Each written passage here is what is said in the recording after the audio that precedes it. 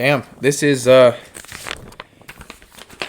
episode episode 19. That's ridiculous to me. I don't even know how I've got from episode 1, which we first started off. It was pretty ridiculous to me, to be completely honest with you, because it was just me trying to go and push myself out of my comfort zone, which I do honestly suggest trying to find a way to make something you normally do. For me, I'm very good at talking to a whole bunch of people, and most of the time I'm saying stuff and people aren't listening.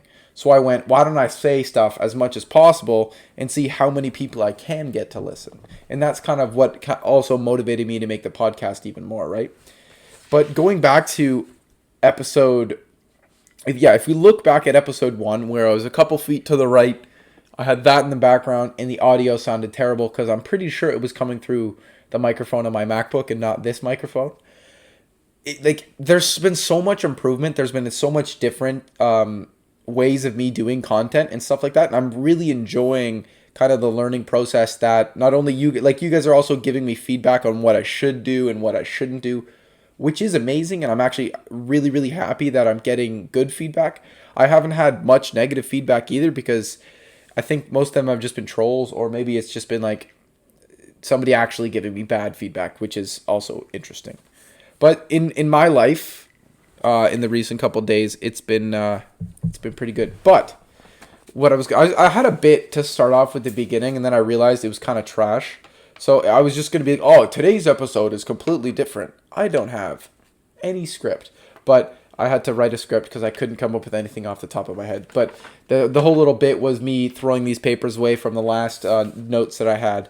But for podcast 18, I wanted to talk about how in the future we are going to be getting more and more interesting guests.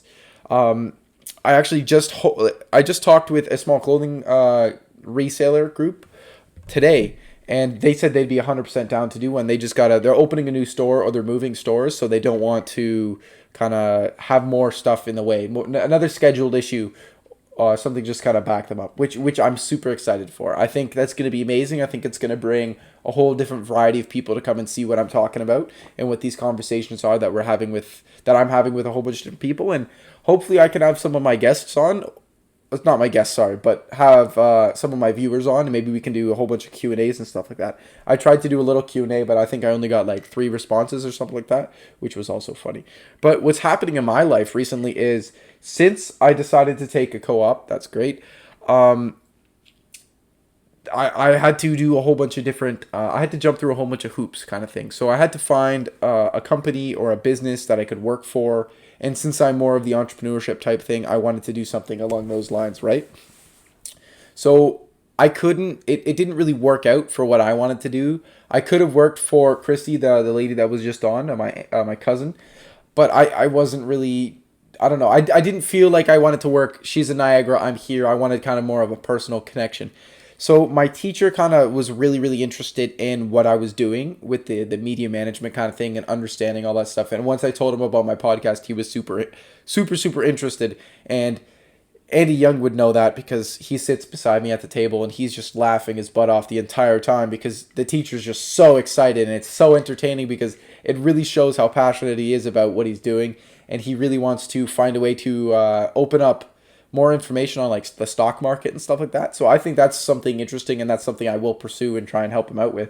Is just kind of, he wants to build a podcast, but there's a whole bunch of different things that might not work with the way he's kind of trying to portray it, but we're probably going to go over that and that type of stuff. But going back to the co-op, I was talking with the teacher, and since he was so excited about it, he called one of his like family members kind of thing, and he hooked me up with the email to what's it called? He hooked me up with a law firm kind of thing, that there's a possibility that I could I'd be doing a co-op there, and possibly talking about helping build a personal brand for one of the people there, which that's insane, because that's exactly what I wanted to do, right?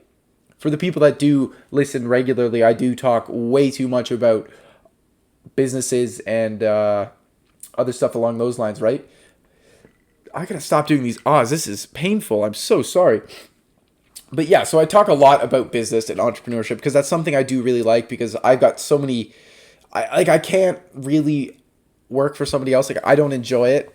I work at the place I work now. I have a boss. He's great, but some things I'd rather do one way, or I'd want to do it another way. And I still give those opportunities for him to kind of adjust to. But it also is just like, I think if we changed a whole system, it would work a lot better, which I can't do, right? So I don't want to have to go over somebody.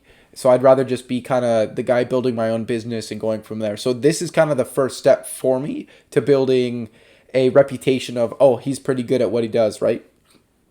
So at this said law firm, right, I want to build this personal brand for the person that is focusing on building and getting more clients in. So if we can find a proper way to target the demographic that the person wants, then we're pretty much set, right? Which is going to be even more fun because it's something I've never done before. And like I said, starting the podcast was a big challenge to myself. And right now, I'm throwing myself in the deep end and I can't swim, kind of thing, right? Like it's the middle of the ocean and I can't, there's sharks circling me. Like it's definitely going to be a fun challenge, and I'm definitely going to put as much work as I can as possible. But like this, I'm so excited for this. The thing that sucks is it is only 2 periods out of the day, so it's from like 8:25 to 11, and it's in downtown Hamilton, so it's a hike. But I'll be able to do it, and I think in the future it's going to be able to open more doors for me, and even for the podcast too, because maybe I'll be able to have a lawyer or a paralegal on, and we can just talk about some of the laws that some people should know or anything like that. I think that would be also really, really fun. But going back to like school and stuff like that, school's great for so many things where it helps people grow their communication skills. It builds confidence in many people once they get to talk to more people and understand how things work and how society kind of functions. But it lacks in so many different things. Like I feel like there's too many courses that you need to take that are just kind of pointless. During some days, it's like advanced functions. That's something that only a certain amount of people will do. But everybody will need data management. That's the one thing that I don't get. I don't know why we don't dive more into the realistic I tried to stop too. The realistic ways of work, like the realistic ways that people will be working in the future. Because the majority of the people at, say, my high school are going to go into the trades or into working for someone else. So they won't need that big step. Or some of them want to go into like sciences and stuff like that, but it's super hard to get into, right? So that the acceptance rate is going to be fairly low. So what I think the government should be kind of focusing on and doing that stuff is putting the money back into education, but putting into things that will actually help kids in the long run. More interest and stuff like that into, say, helping people do entrepreneurship stuff, because that's amazing. If somebody can build their own business, the only thing that's going to stop them is their own intuition and what they want to do. It's going to help the country out more if we have more and more businesses, especially if they're young, especially if they're tech startups. Think about all the money that Facebook brings in. Facebook buys Instagram. That's double. That's even more and more and more, right? So if we can get more small businesses run by Canadians, I think the economy will grow and it will be better, right? And we don't focus on that. We focus on, you got to be another fish kind of in the barrel, focusing and doing the same thing over and over. You're another person stuck in a cubicle. I don't think that's not how stuff should be done. And that's what you see when you see all these sad people. They're not happy with their job. They're not doing what they really want to do. What you guys got to do, and since the majority of the people watching are like my age or younger or a little bit older, you guys have so much time. By the time when you're 30, think about how much time you still have left, right? Most people retire at 60. If you're 30, you have another 30 years to work, build all that money you want. But do you really want to do do you really want to work those extra 30 years in a job you don't want just because you can't get out of it because you're stuck in it? Come on, we can do so much better than that. Just not even just talking about Canada, but just people, teenagers themselves. We think that we don't have the ability to move on and move out of what our parents are doing. I'm not saying move out. That's definitely not what I'm saying. Stay home as long as possible because you can save more money. But what I'm saying is you need to be able to push the boundaries of what everybody else thinks. If the more people do that, the more trends people will break, the better everything's going to be. because everybody's going to be changing and challenging each other. And once challenge comes, competition comes. And competition in today's world, oh, apparently it's a terrible thing. You come in 8th place, you still get a participation trophy. No, that's not how it should be. If you win, you win. If you lose, you try and get better. That's how I think of it. You shouldn't be but teaching people and kids that, oh, you get this, you get that. You get the same. We're all equal. To me, that sounds a little shady. Sounds USSR kind of thing. Like it's everybody can't get everything. That's not how that works. The world's kind of unequal. I haven't seen equality ever, really. There's people win, people pull the better straw. That's how it works. And people should learn that. They shouldn't complain about it. They should move on from what happened, figure out where they are, what's set up with them, what their issues are. And the best thing for me, not for me, sorry, but the best thing for people to do, I think, is you got to focus on you first before you go and tell other people what to do. And that's my issue, because I have the craziest, biggest, annoying ego. And the thing is, I say things, and right after, I don't want to, but my ego's it's too much of me being a pain in the ass to other people, and a pain in the ass for me just to be, oh, I can't backtrack myself or I'll look like an idiot. No, don't do that. That's stupid. That's a waste of your time. That's a waste of everybody's time. Don't be like me. That's another thing. Please, because I'm an ass. I know I am. I got to stop. And it's hard for me to change. But people need to try and challenge themselves. And that's something that I'm trying to do. We got to challenge ourselves. We got to put ourselves in all these different places and figure out what's best for us instead of having to sit in a cubicle. Right? That's what I think, at least. I think people got to try more. I think if you lose, you lose. You pick up what you learn, right? You learn, first of all. If you bring it into sports, you lose a tournament, what happens? Oh, these plays didn't work. The breakout there didn't work. The offense didn't work well. The quarterback fumbled. The running back fumbled. The safety or the DB or any of those guys couldn't catch the ball in time. They couldn't pick it.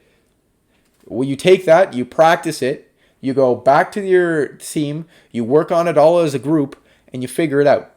For you, as a person, what you do is you learn it, you figure out what your issues are and what you can't do. You kind of sit down, think about it by yourself, understand this is what I need to work on. Make a list. It's going to help you.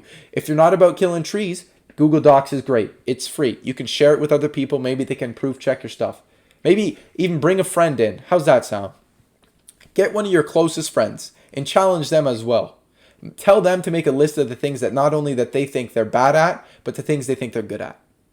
And if you guys can talk to each other and figure out what the issues are and what you're good at, and you both agree, then you're set. If you're in the right mindset, then you'll be able to move on and do whatever you need. Right? Right? Everything seems difficult, but you got to get out of that frame of mind. It's a pain. People just got to focus, right?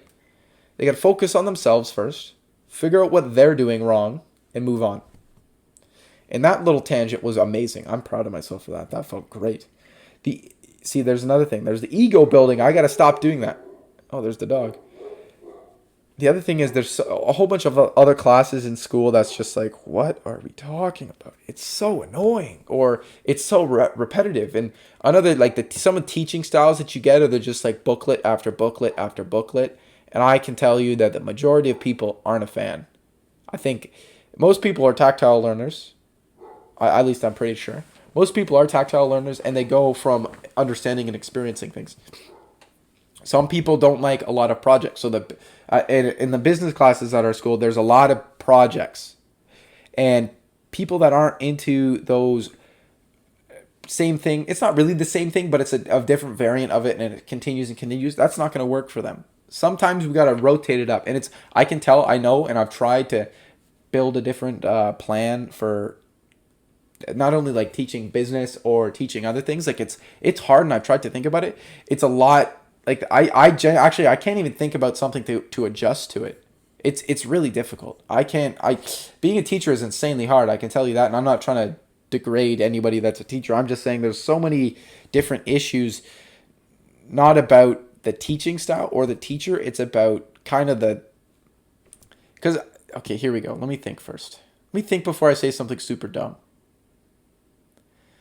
Okay, so what I think is like the teachers don't have an issue teaching the things they want to teach. If they have a background in it. I think most teachers that have like a business teacher should have run a business, right? An English teacher should have studied English. Makes sense. Math, right? Art, you got an art degree. Auto, you should probably be a mechanic, right? You can't just be, oh, I'm the auto teacher. Shop, maybe run your own shop business. There's certain things like that, and it's definitely going to be really, really hard to do that because that's like going to be such a specialized thing. And with the influx of teachers that we had in the past, and now no young teachers can really find a job. I was surprised that the young teacher that I had in my high school kind of career still had his job because of all those cuts, and I'm so grateful for it because he's one of my favorite English teachers that I've had, just because he was one of those teachers that pushed the boundaries. Like, it's the younger people that push the boundaries as well as the people that just go, yeah, I'm kind of tired of doing the same stuff, right? Teachers are great. The curriculum is a little weird. That's all I gotta say. That little reflection was great. I felt really good about that. But my spotlight for right now, I'm gonna try and do like a little spotlight on all these the personal ones. I think that'd be fun. But the artist that I've been listening to kind of like nonstop was just Kid Cudi. I don't know why.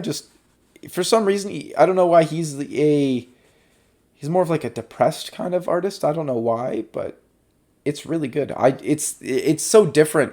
It kind of brings out all these different, not emotions, but thoughts for me, because it really helped, because today I had no plan. I was just like, what am I going to do for a podcast? I don't think this is going to work. Maybe I'll skip a week. Oh, that's fine. I got a whole bunch of people set up for next week. Nope, can't do that. I listened to one of his songs. I went, no, definitely, I really can't do that. You got to get into it. So I do recommend him any of his albums. Spotify's got a best of Kid Cudi kind of thing. Great. Check it out. I loved it. Like, it's super good. It's got the hip hop things where they talk about the ladies, the money, and that type of stuff too, but it's not as bad. It's a lot, it's tame. It's got a whole bunch of different, like, it's kind of like a Daft Punk mixed with it's like Daft Punk and Kanye. Like, it's kind of crazy. I don't know. Because the instrumentals and the beats and the samples that Scott takes, it's amazing. Like, it's just great. I love it. But here's another, let's go to a story now that just happened recently to the world, really. Like, so Hurricane Dorian happened, right? And a lot of people forgot after it went through, quote unquote, Alabama. No, but after a while, people kind of, like, it got out of the news trail. It was still in the Canadian news trail for a little bit, but then it like faded out. But when Nova Scotia got hit, it was rough. Like, it turned up to like a category 2. And funny enough, for the people that don't know, I have a cottage in Nova Scotia, and I got a couple old family members down there too. So everybody in my house was worried. My brother's also down there for university in Halifax. And we heard the news that Halifax was getting evacuated. And we were just like, oh, what's going to happen? This is crazy. And the night of the hurricane happens, the trees are ripped. There's one photo, and I'll see if I can find it so I can put it up over here or something like that. But there's a pickup truck, and he parked next to a tree, which, guys, if there's ever a hurricane or a tornado and you're near it, try not to park your vehicles near trees, because they'll most likely get crushed, like this guy's Ford.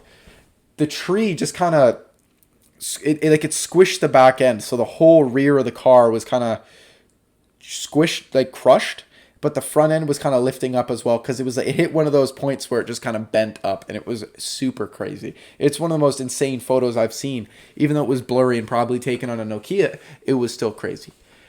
Other things that happened were there's 2 cranes that were up to build new areas in that to build up a skyscraper for the Halifax Harbor, right? Or something in that area. So they're building 2 new buildings, right? And they got some sky cranes. There's one crane that's up, and during the storm, it ends up falling over and landing on top of like an apartment complex, and it completely crushed a whole bunch of stuff. Crazy. That was insane. I saw that photo and I was super shocked. But the other thing that was insane is that the second crane that was like maybe like the next block, like a block over, was perfectly fine. the reason why was the people that had the crane company turned the crane to the direction of the wind, and when it was in the wind, it wouldn't be affected, so it didn't fall over, which is great. I think that's amazing. I It's just kind of crazy to me, like the amount of damage that a hurricane, like a category 2 can do is ridiculous. I can't, and with global warming and all that stuff, sorry, climate change, people don't like that terminology anymore because it's not really true. But with the climate change happening and all that type of stuff, the storms are only going to get crazier, which I'm excited for, but I'm also not that excited because I know winters are going to get way worse. That's going to be crazy. Like, there was a storm the other day, and this thing was ridiculous. It was at like 12 o'clock. I feel like all of my town got woken up by this massive lightning strike. It was huge. It shut the power down, this one strike. It, like, the whole grid went shut down. We were out of power for like 2 minutes. Good thing we're in like suburbia, so the power came directly back on. But like it shows the power of kind of nature and how in the future, if it gets worse and worse and worse, we aren't going to be able to do much. There's nothing that we can do. All the money in the world isn't going to stop it. Nothing can help you. So the rainforests are burning. Sure, water bombers. But if the heat gets too unbearable that the wood just keeps going and the temperatures are just perfect for the fire to keep going, we're going to need so many more firefighters out there, and that's just not going to happen. California starts burning every year. That's definitely not very good. Muskoka burns. We're getting more hurricanes than ever.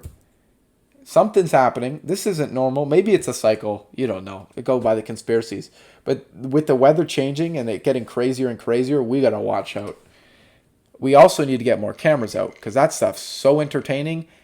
And if somebody can get more footage of tornadoes and stuff like that, like the storm chasers, that's pretty cool. I'd watch that for hours. I'd sit there and just watch the lightning. But that one thing they'll never be able to capture is the shake of a lightning strike, right?